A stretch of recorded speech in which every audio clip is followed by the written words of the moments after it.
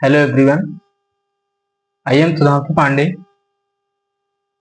जैसा कि हम सभी चर्चा कर रहे थे नरेशन में पर्सन बदलने के नियम, ठीक है। तो इससे पहले वाले वीडियो में हम लोग सभी ने चर्चा किया फर्स्ट पर्सन बदलने के नियम, ठीक है। पर्सन 3 प्रकार के होते हैं, first person, second person, third person, ठीक है। तो फर्स्ट पर्सन कैसे बदला जाता है, सेकंड पर्सन बदलने के नियम अर्थात सेकंड पर्सन कैसे बदला जाता है। अब इस वीडियो में हम सभी चर्चा करेंगे थर्ड पर्सन बदलने के नियम, यानी थर्ड पर्सन कैसे चेंज होगा, ठीक है। तो चलिए बिना देरी के आगे बढ़ते हैं। थर्ड पर्सन जैसे कि आपका ही पुरुष के लिए यानी मैस्कुलिन जेंडर के लिए, पुल्लिंग के लिए क्या होता है ही, हिच और हिम। स्त्रीलिंग यानी फेमिनाइन जेंडर के लिए सी, हर, हर, ठीक है। ये सब सिंगुलर में होता है। और बहु जो है प्लूरल में क्या होता है दे, दियर, देम, ठीक है। प्लूरल में दे, दियर, देम।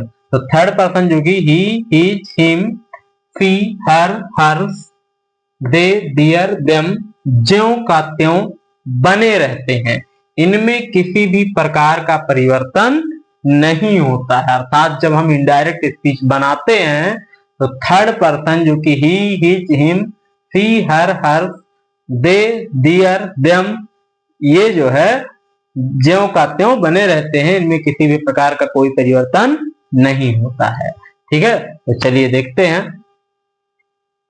ही टोल्ड, क्योंकि ऑब्जेक्ट है तो he told her that he, ठीक है। अब ही है तो इज यहां पर यानी प्रेजेंट टेंस तो वाज हो जाएगा, ही वाज वेरी हैप्पी, ठीक है। क्या बनेगा he told her that he was very happy, ठीक है। यानी थर्ड पर्सन में क्या हुआ, देखो यार ही क्या था, ही मतलब जो है थर्ड पर्सन अर्थात जिसके बारे में हम बात कर रहे हैं, जिसके बारे में चर्चा हो रही है वो थर्ड पर्सन होता है, ठीक है। तो ही आपका थर्ड पर्सन था, तो ही में क्या होता है थर्ड पर्सन में किसी भी प्रकार का कोई परिवर्तन नहीं होता है, थर्ड पर्सन ज्यों का त्यों बने रहते हैं। तो ही आपका थर्ड पर्सन था, तो जब इनडायरेक्ट बनाया तब भी देखिए ही ज्यों का त्यों बना हुआ है, इसमें कोई किसी प्रकार का कोई परिवर्तन नहीं हुआ है। चेंज क्या हुआ है, केवल टेंस चेंज हुआ है, चेंज ऑफ टेंस हुआ है, यानी पर्सन इसमें कुछ नहीं बदला है, केवल बदला क्या है तो टेंस चेंज हुआ है, ठीक है। अब यहाँ पर विशेष देख लीजिए, कुछ विशेष पॉइंट है।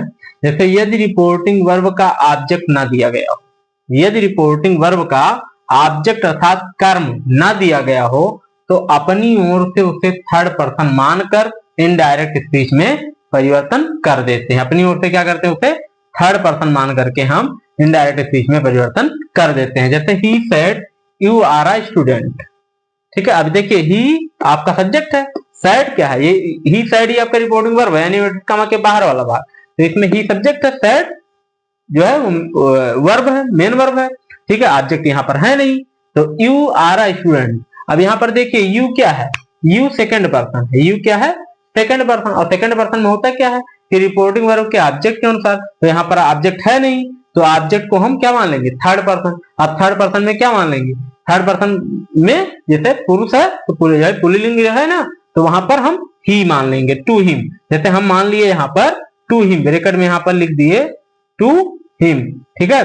तो हमने मान लिया कि यहाँ पर क्या हो गया कि ही सेड टू हिम। अब हिम के अनुसार देखिए हिम आपका ऑब्जेक्ट है मान लीजिए, तो यू सेकंड पर्सन है, तो सेकंड पर्सन में क्या होता है रिपोर्टिंग वर्ब के ऑब्जेक्ट के अनुसार, तो हमने यहाँ पर ऑब्जेक्ट किसको माना हिम को माना, तो यहाँ पर क्या हो जाएगा इन्वर्ट का माटेगा दैट लग जाएगा। हिम के अनुसार यहाँ पर ऑब्जेक्ट जो है पर्सन क्या हो जाएगा ही हो जाएगा, क्या हो जाएगा ही हो जाएगा। अब यहाँ पर ये प्रेजेंट टेंस में यानी आर है तो ही के साथ में सहायक क्रिया आपका वाज लग जाएगा, तो ही वाज ए स्टूडेंट हो जाएगा, यानी ही said that he was a student, ये आपका इनडायरेक्ट स्पीच बन जाएगा।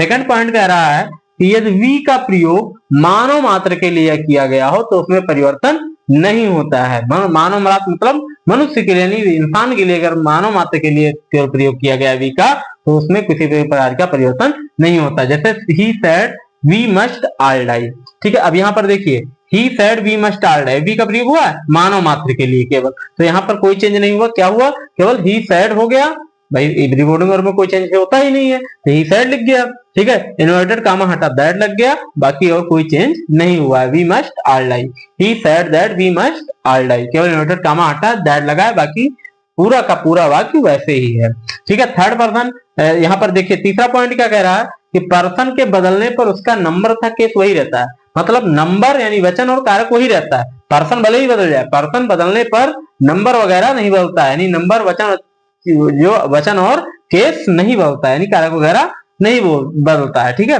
तो जैसे मान लीजिए ही सेड, यहाँ पर he said I am going to my house, नहीं he said I am going to my house, ठीक है। अब देखिए ही सेड का ही सेड भाई रिपोर्टिंग वर्ब में कोई चेंज होगा नहीं, इन्वर्टेड कामा हट गया, दैट लग गया। अब यहाँ पर देखिए आई क्या है, आई फर्स्ट पर्सन है, फर्स्ट पर्सन में क्या होता है, रिपोर्टिंग वर्ब के सब्जेक्ट के अनुसार, तो रिपोर्टिंग वर्ब क्या है, ही सेड है, तो यहाँ पर सब्जेक्ट क्या है रिपोर्टिंग वर्ब का, ही है, तो यहाँ पर क्या हो जाएगा, ही हो गया, ठीक है। अब देखिए ये आई एम गोइंग, ठीक है, I am, is, am, are, और क्रिया की पहली अवस्था में आईएनजी किसमें लगता है, प्रेजेंट कंटीन्यूअस टेंस में लगता है, तो यहाँ पर क्या हो जाएगा भाई, प्रेजेंट कंटीन्यूअस किसमें चेंज होगा, पास्ट कंटीन्यूअस में, पास्ट कंटीन्यूअस में क्या होता है, वाज और वर और मुख्य क्रिया की पहली अवस्था में आईएनजी, तो ही सीड सहायक वचनकर्ता के साथ क्या लगता है, वाज लगता है, तो ही के साथ में यहाँ पर वाज लग गया, और गोइंग टू, अब यहाँ पर आई के साथ माई था, तो ही के साथ में क्या हो गया, हिच हो जाएगा, तो he was going to his house, he said that he was going to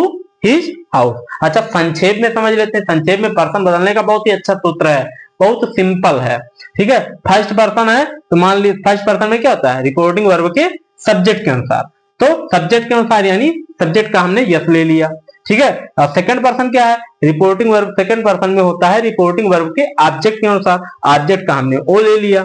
third person में क्या होता है, नो चेंज, मतलब कोई परिवर्तन नहीं होता, उसका हमने यन ले लिया, यानी एस ओ एन, सन, ठीक है। तो इसे इस प्रकार भी हम समझ सकते हैं। अब फर्स्ट पर्सन को हम क्या लिख सकते हैं, एक वन, गिनती में वन लिख सकते हैं ना, वन मतलब फर्स्ट पर्सन, और सेकंड, टू का मतलब सेकंड पर्सन, और थ्री का मतलब हम थर्ड पर्सन लिख सकते हैं। तो फर्स्ट पर्सन मतलब यस का मतलब क्या हुआ, सब्जेक्ट के अनुसार, ठीक है, रिपोर्टिंग वर्ब के सब्जेक्ट के अनुसार, तो फर्स्ट पर्सन मतलब यस, ठीक है, सेकंड पर्सन मतलब ओ यानी ऑब्जेक्ट के अनुसार, रिपोर्टिंग वर्ब के ऑब्जेक्ट के अनुसार, और थर्ड पर्सन मतलब यन यानी नो चेंज, कोई परिवर्तन नहीं, ठीक है। तो 1 2 3 हम जो है 1 2 3 SON, ठीक है, ये सूत्र हम जो है बहुत संक्षेप में समझ सकते हैं, पर्सन बदलने के लिए बहुत ही कारगर सिद्ध होगा, ठीक है। इस प्रकार से आपका थर्ड पर्सन यहाँ पे समाप्त होता है।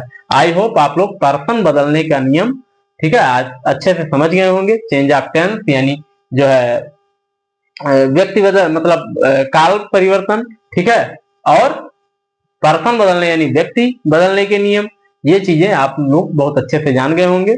अब तीसरा जो है वो हमारा है change of other parts of speech, ठीक है, दूसरे शब्द के भेदों का परिवर्तन, वो मैं अगले वीडियो में आप सभी को बताऊंगा। वीडियो को अंत तक देखें और अपनी प्रतिक्रिया वीडियो देखने के बाद जरूर दें कमेंट बॉक्स में। धन्यवाद।